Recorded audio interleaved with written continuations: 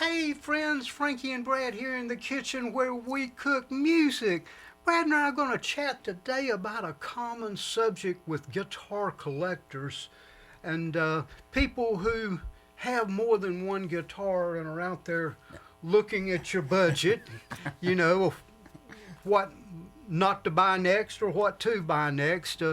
Something that we as collectors look at and you are probably looking at as well are the times of the economy really affects the guitar market. Yes. Right now, and for the last, I'm going to say 4 to 6 months, guitars have really been down, low in price. A used guitar now is not bringing the kind of money it was bringing a year ago.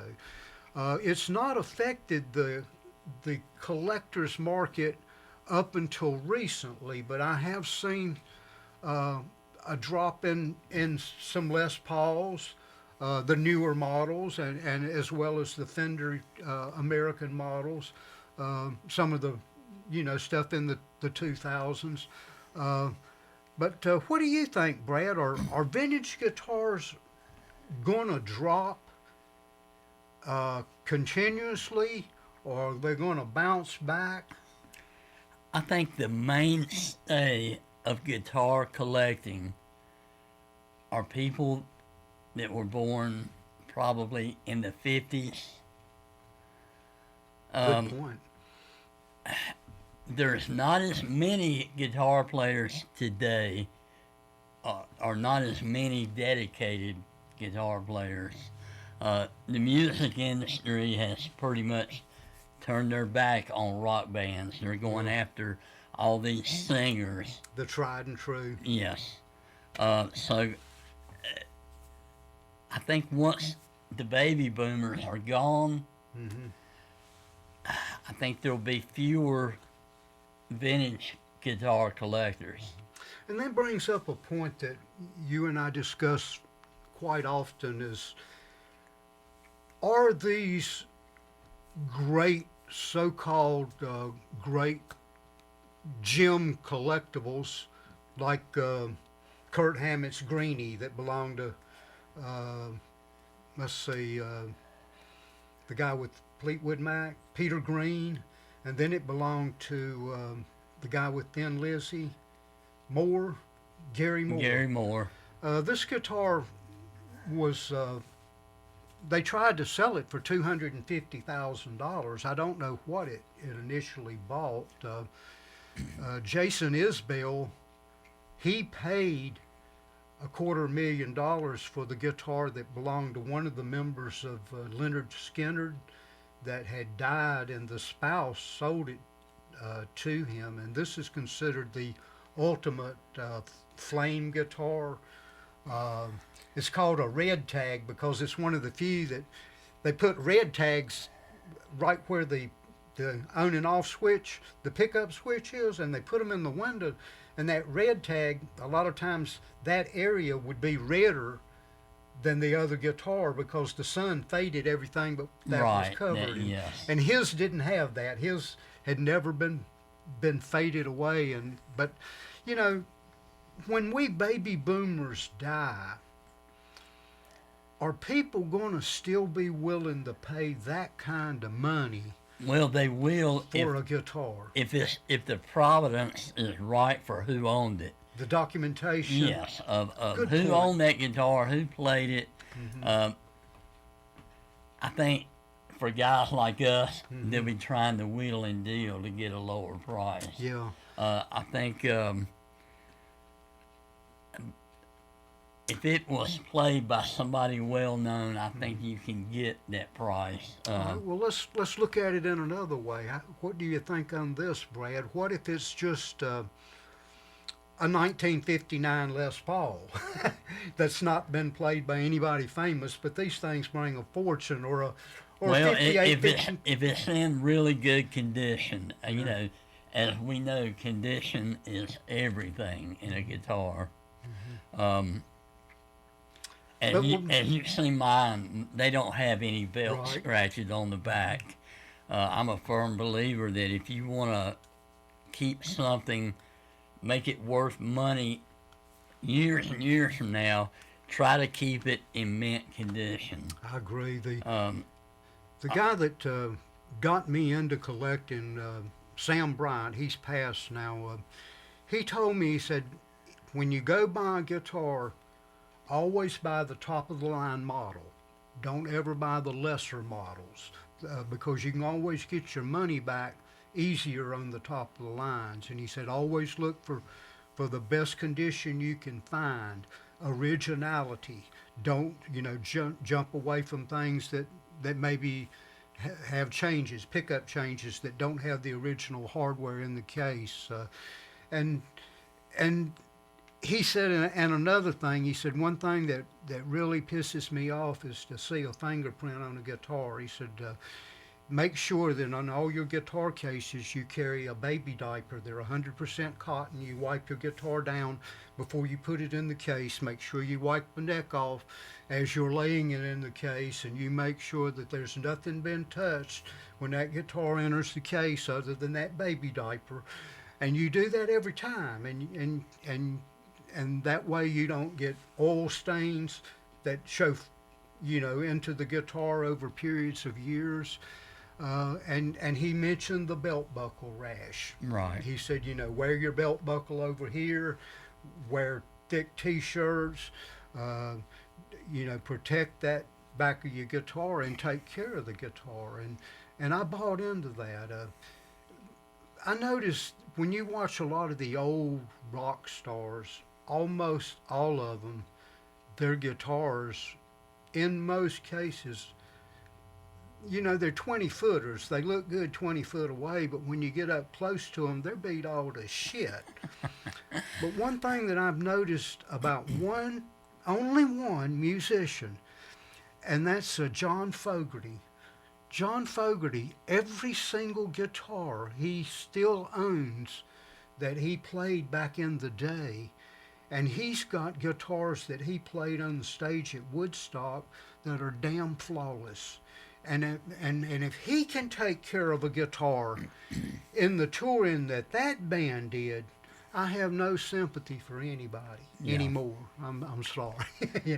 Well, a lot of groups that tour a lot, they're actually at the mercy of their guitar tech. Mm-hmm. Sure. How they handle the guitar. So it's not always in their hands. Yeah, that's true. A good point. And that's a point that you're right at mentioning. I know, and I do not know this guitar player's name. He played with Wings and still plays with McCartney, I believe. But he has an enormous collection of guitars, and they were interviewing, and he was talking about, well, we play this song with this guitar and this song with that. And the interviewer said, you mean you walk on stage with these $100,000 guitars? He said, well, Paul McCartney walks on stage with the original Hofner bass. I guess I'm not too proud to go on with the little old measly $100,000 toy, And it's just how you take care of your instrument. It is. But I wonder, when we die off, are the younger generation going to be wanting or willing to pay these astronomical amounts for the tried and true Fenders, Gibsons, and another one that certainly needs to be mentioned is Gretsch. Oh yeah. You bail for a White Falcon. I mean, gosh, you can be into six figures quick. But the younger generation, they're moving away from Gibson Les Pauls, and there's so many different options now that a lot of they can't afford those guitars. Exactly. They're going after something that looks different. Mm-hmm. Which we grew up looking at, Gretsch, Fenders, Gibson, those type of guitars, and there's so many options now that I can't tell you how many different guitars there are now. They're just, it's just incredible how many. so many of the younger guys, I worked with a guy before I retired, and he decided he wanted to get kind of a cheaper collection of guitars that would give him a lot of versatility. So he went out and bought a Paul Reed Smith SE, and he bought a Fender Mexican Strat and a Mexican Tele, and an Epiphone, and you know, he kind of covered all of the bases economically. And I remember at the time, I thought, damn, that is so ridiculously stupid. Why are you spending all that money on these mediocre guitars when you could buy two really nice guitars instead of having those 5 or 6 good ones? But in retrospect, that wasn't fair for me to say, because I wasn't paying his bills, and I'm more of a guitar snob and more of a, I have little short stubby fingers and I like a certain feel and a certain sound. So that just pointed out just how much of a snob I really am, you know. But his idea was I get more bang for the buck, and I see that with younger guys now. Yeah. The younger bands that go to clubs that I see, and I do get out as much as I can to see young bands, and they're all playing the cheaper models. The one that's real popular is the Fender with humbuckers. A Jaguar, maybe? Yes. But a Jaguar or Jazz. It's not Jazzmaster, but it's something like that. But it's a weird shape with Yeah. humbuckers, and a lot of the guys that are playing in these bands, you know, they don't have.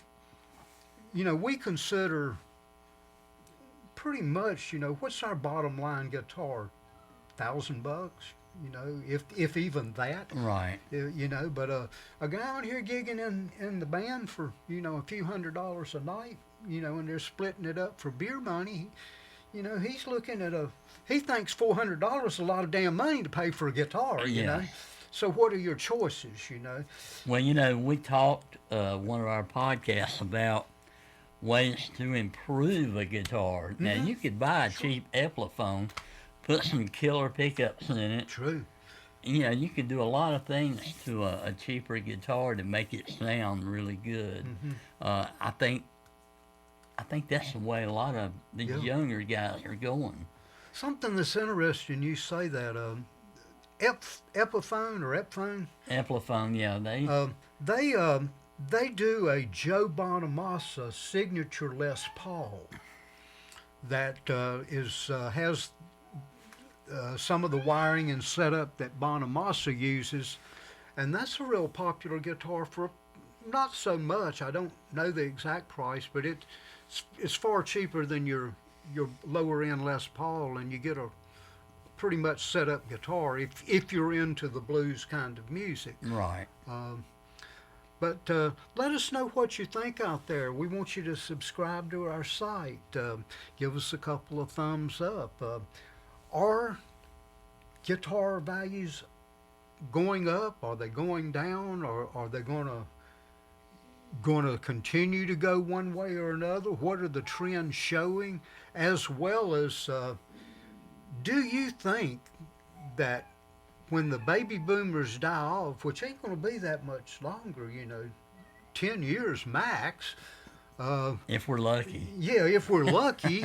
Are the young kids going to pay this kind of money for these collectibles that we have sought after and dreamed I don't about? think they all their will, life? and I think there'll be fewer collectors Really? wanting those guitars, because I think And that can drive the prices up. Yeah, you it know. could. But in any case, subscribe to our site and let us know what you think in the comments. And as always, you have a great day. Thanks.